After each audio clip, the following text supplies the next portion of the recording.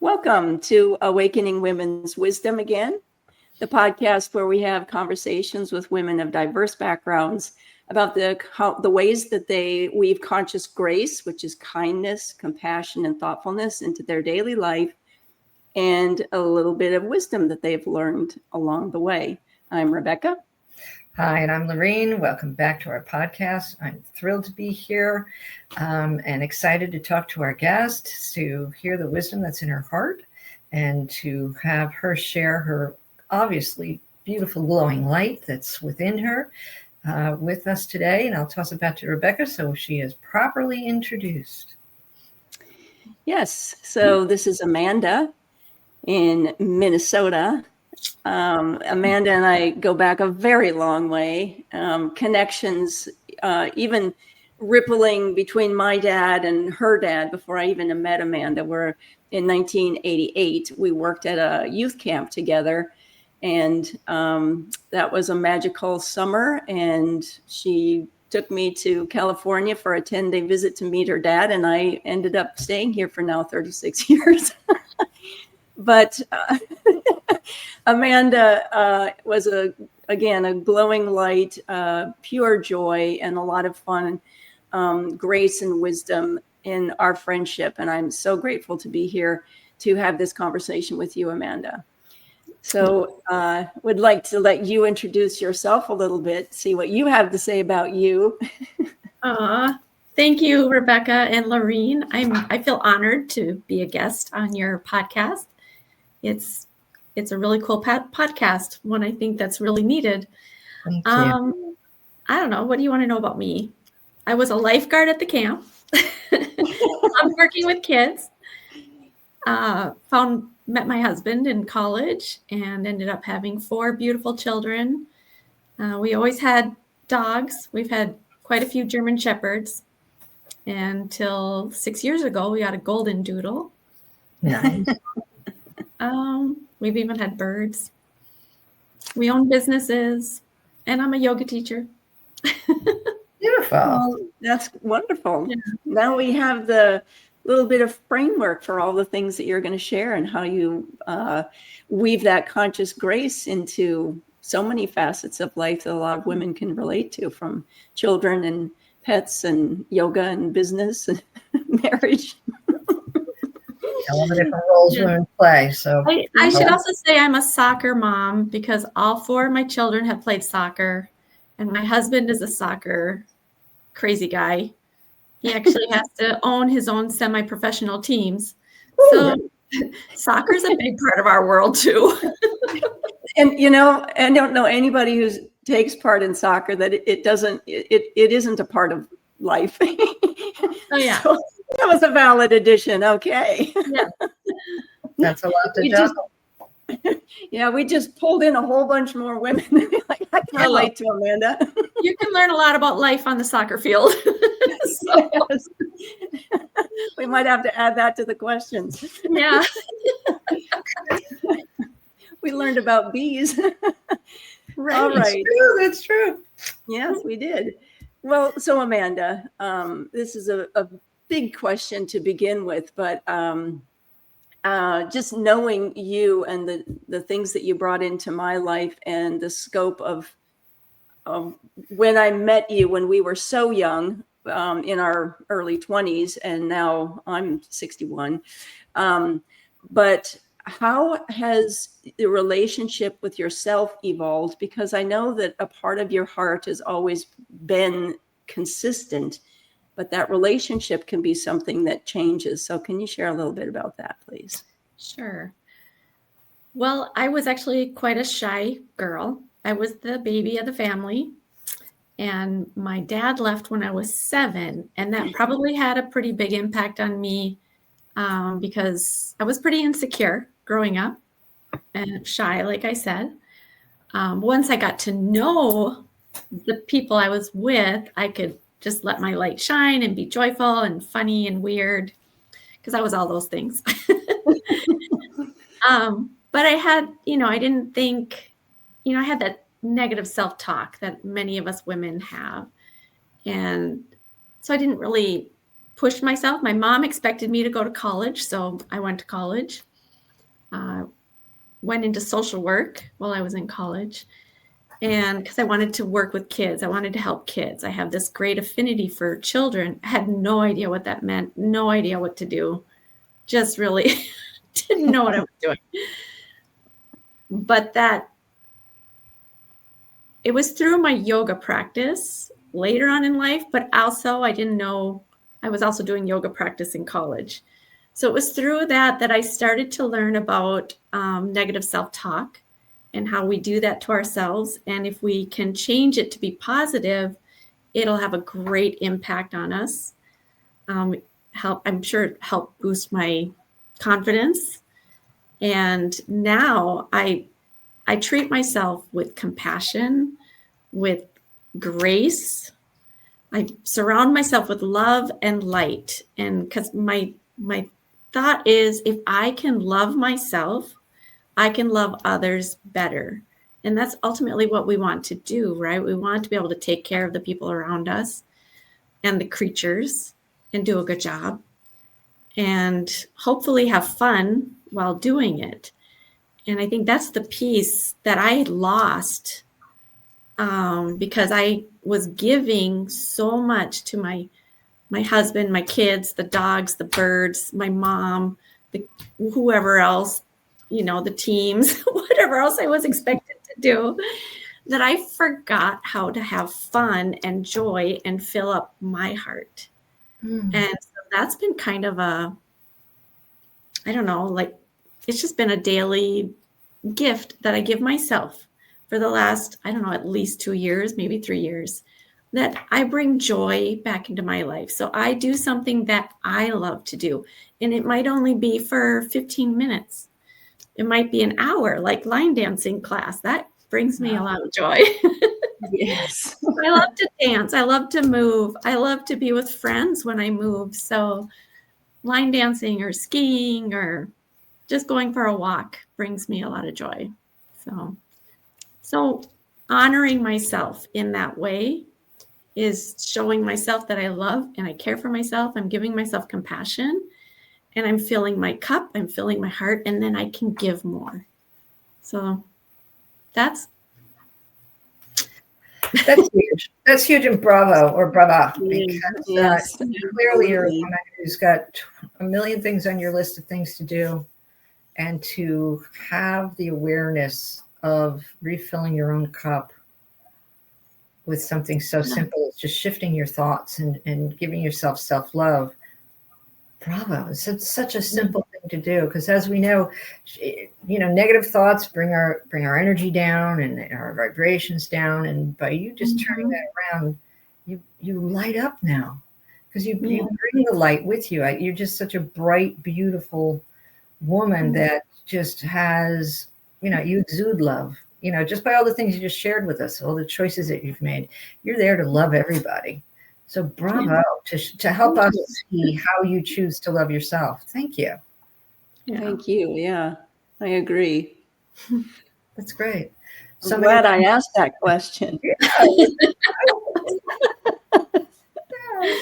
Well, it's a journey, right? It's a journey for all of us to figure this out, So you said you started yoga in college. Is that how you got started? Or that's a funny story, because my parents actually introduced me to yoga. So my mom and my dad, they taught me things like the back roll or shoulder stand, or the funny lion's breath where you're sticking out your tongue and you look really scary. So, they're from the 1970s. So they kind of, taught me a little bit. So that kind of planted a seed in my mind.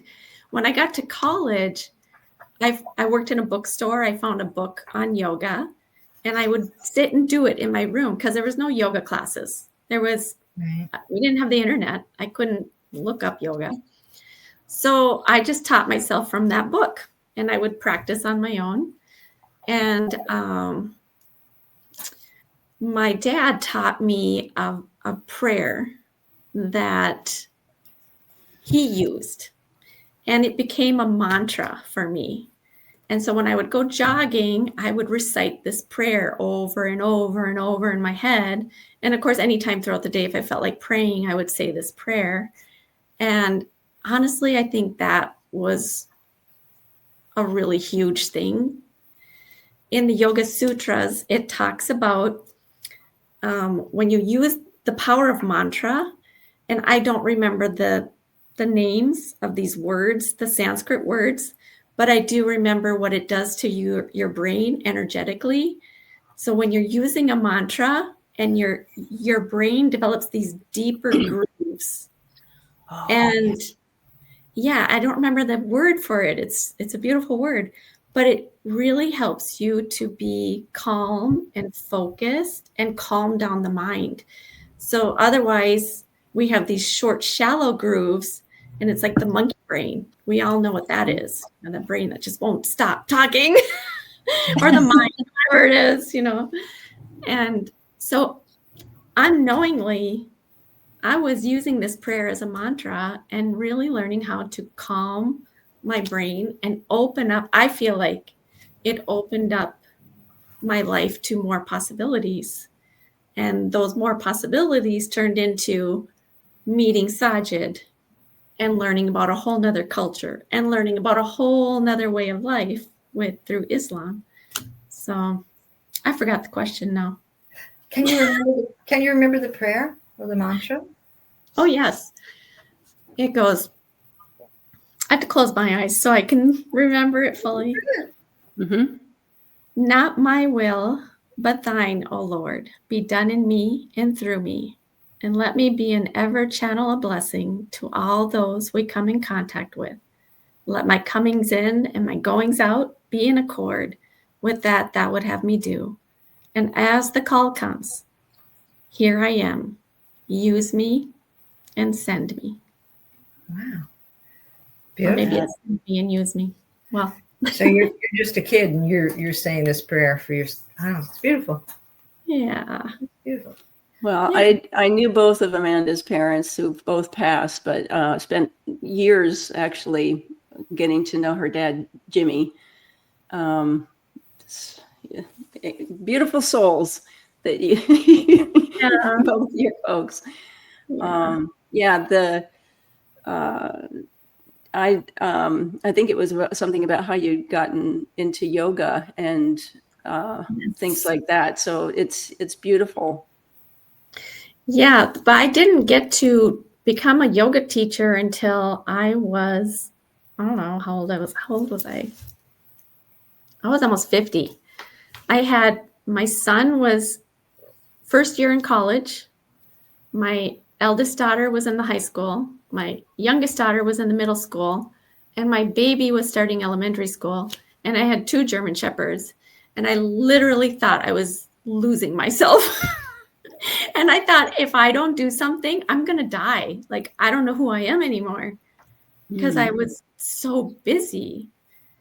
And I was walking in a school, it was an old school, and I saw a sign, classes to be a yoga teacher. And it was Wednesdays during the day, like during the school time hour. And I was like, oh my God, I could do that. Yeah. I signed up. That was meant for Rest you. is history. Now I'm a 500-hour yogi. I love that. Yeah. The right thing at the right moment. Yeah.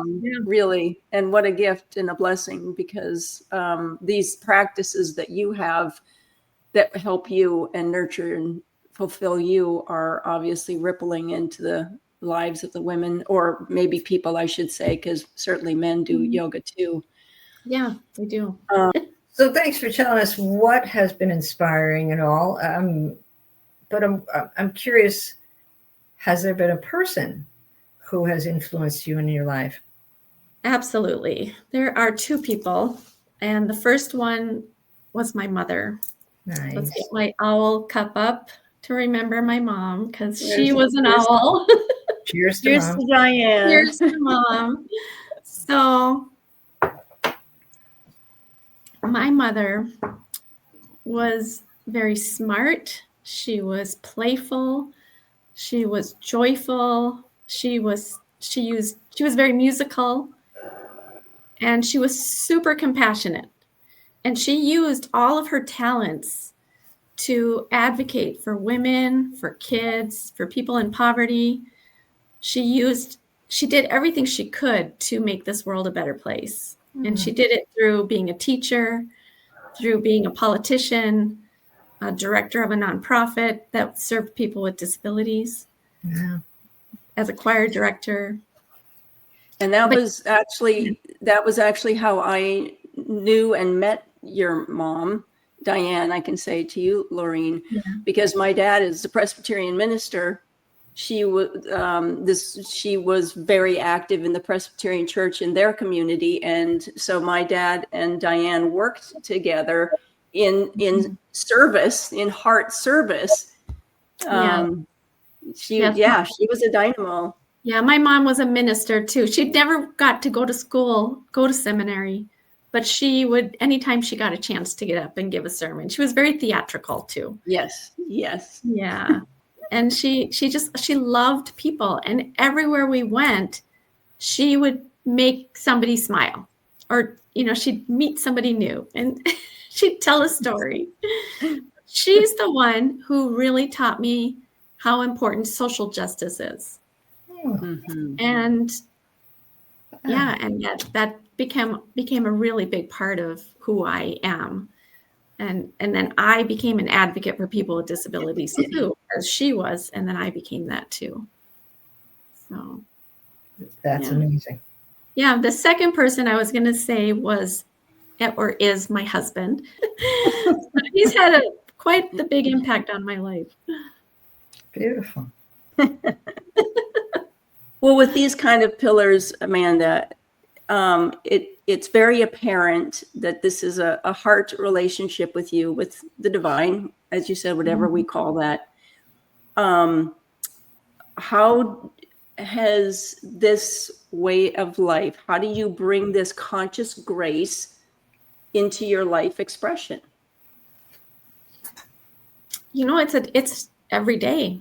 Every day, when I get up in the morning, the first thing I do is I start with that prayer, the first surah of the Quran, Surah Fatiha. It's really just totally surrendering to God. God, you're in charge, and show me the way, and let it not be following people who are angry, but following the people who are blessed and graced. So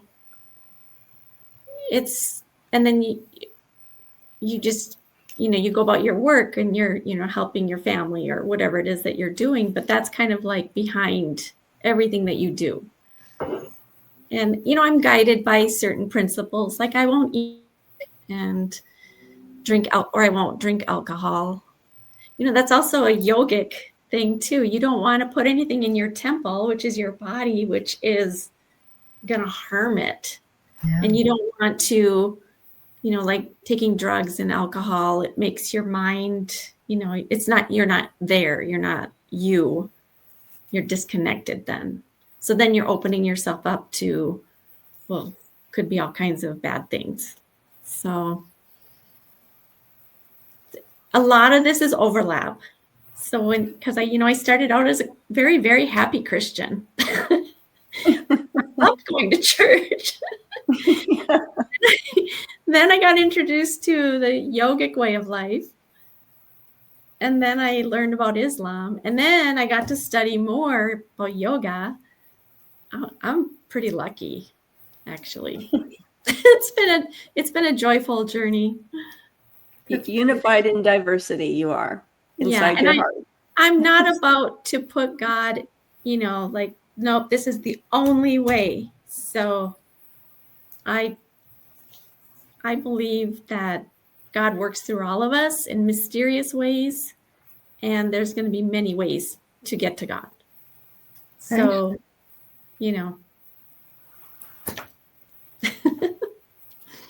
Thank you for sharing that about you and your exploration of your, I was going to say religious side, but it's kind of like your philosophical side and your exploration of who you are.